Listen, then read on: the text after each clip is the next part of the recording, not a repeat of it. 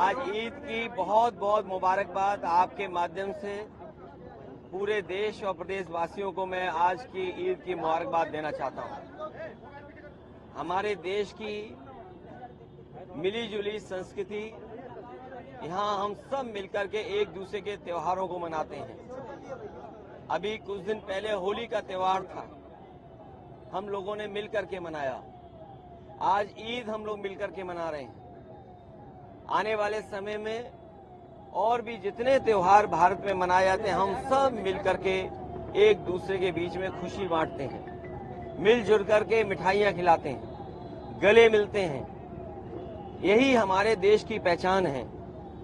हमारे देश की सबसे बड़ी पहचान ये है कि जहाँ अलग अलग धर्म के रास्ते पे चलने वाले लोग, अलग अलग चीजों को मानने वाले लोग एक साथ रहते हैं। ये हमारी मिली जुली संस्कृति, गंगा जमुनी संस्कृति जो आपस में भाईचारा बढ़ाती है। हमारी मिली जुली संस्कृति आपस में प्रेम बढ़ाती है।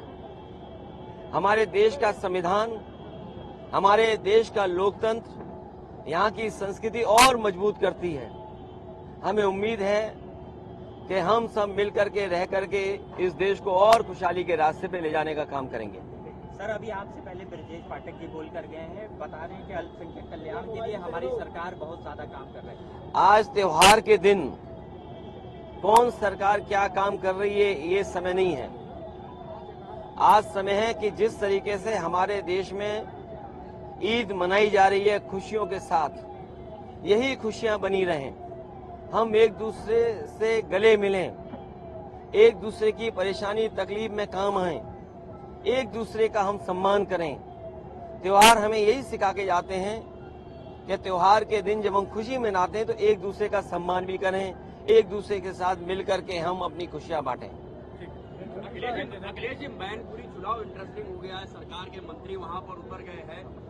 एक शब्द कुछ चुनाव पर भी बोल दे, माहौल तो है। देखिए, मेरे पत्रकार साथी, हर चुनाव इंटरेस्टिंग होता है और जिस क्षेत्र के बारे में आप बोल रहे हैं मैनपुरी, मैं आपसे कहना चाहता हूं ये वही मंत्री हैं जो कुछ दिन पहले खुद ही सपा को लाखों वोट से जिता रहे थे।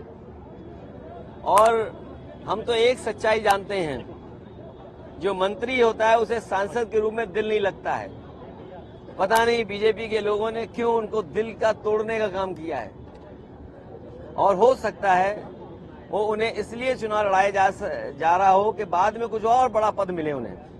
क्या कोई बेहतर प्रत्याशी नहीं मिल पा रहा था? ये तो आप बेहतर आकलन कर सकते हैं, लेकिन जनता इस बार चुनाव लड़ रही है। जनता जिस तरीके से देख रही है कि जो हमारा देश दुनिया में बढ़ता हुआ नजर आना चाहिए था, आज हमारे देश की स्थिति क्या है, पर कैपिटा इनकम क्या है, डॉलर के तुलना में रुपया कहां खड़ा है, दुनिया में कितना इन्वेस्टमेंट भारत में आ रहा है, या बेरोजगारी स्तर क्या है हमारे यहाँ कानून व्यवस्था क्या है, प्रेस को कितनी आजादी है, गरीबी के सूचकांक में हम कहां खड़े हैं, हेल्थ के पैरामीटर्स में हम कहां खड़े हैं।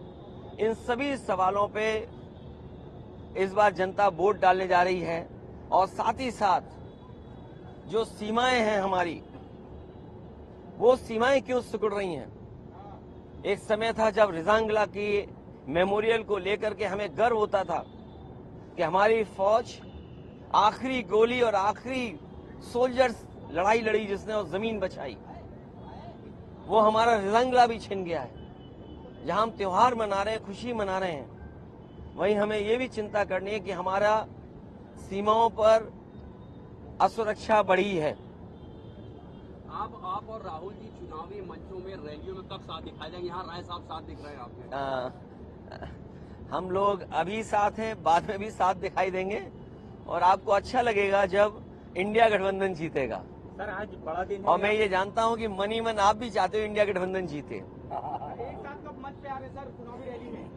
बहुत जल्दी आप देखेंगे। अभी दिल्ली में भी हम लोग एक साथ थे मंच पर, पहले भी मंच में एक साथ थे और बहुत जल्दी एक साथ मंच पे दिखाई देंगे। सांसद मालूक नागर ने बीएसपी को छोड़ दिया, झटका लगा लोकसभा चुनाव से पहले समाजवादी पार्टी में। देखिए, ये आना जाना चुनाव से पहले और चुनाव के बाद तक लगा रहता है, लेकिन जैसा मैंने पहले कहा, देश की जनता बदलाव चाहती है, परिवर्तन चाहती है और परिवर्तन होके रहेगा, ये जनता ने मन बना लिया है।